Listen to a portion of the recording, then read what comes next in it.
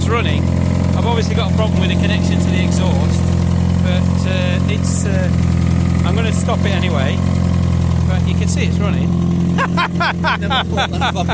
Yeah, turned out I just hadn't tightened the exhaust, so it's tightened now. And listen to it.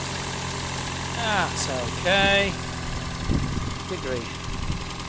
Yeah, a little bit of rattle, but that's because the those shims, and it probably needs this. I'll have to wait for that to fill a bit. They get up to temperature. Whoa! No, I think it cuts itself out. Right. So when refilling, right, there is a valve that you need there, and it's a 6 hex, and you basically undo it, and then there's like a little pipe. Let me put light on so you can see. And you see a little where's it at? Down there. You should be able to see. I could see it before. Why can't I see it? Oh, there.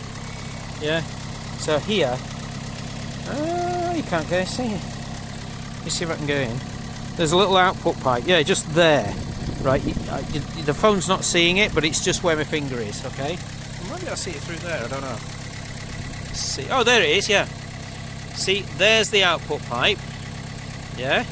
And that is your 6. Okay. Basically, you've got to undo that. Well, you put fluid in here, and I've got the engine running. And luckily I've got a scan tool, so I can actually see the actual coolant temp, which was getting to over 100. Down the motorway is 120, and now we're on 74. A little tidbit for you: how to get the engine to just run constantly. Really, really easy. Let me show you the procedure. Right. So now it's off. Right. So all you do is you put your foot on your brake. Right. Make sure you've got your handbrake on, because we're going to release, yeah. And then you just simply press the foot on the accelerator pedal, right? It's in park, yeah. The engine starts. There you go. And then neutral. There, it beeps. But now when you release your feet, the engine carries on running.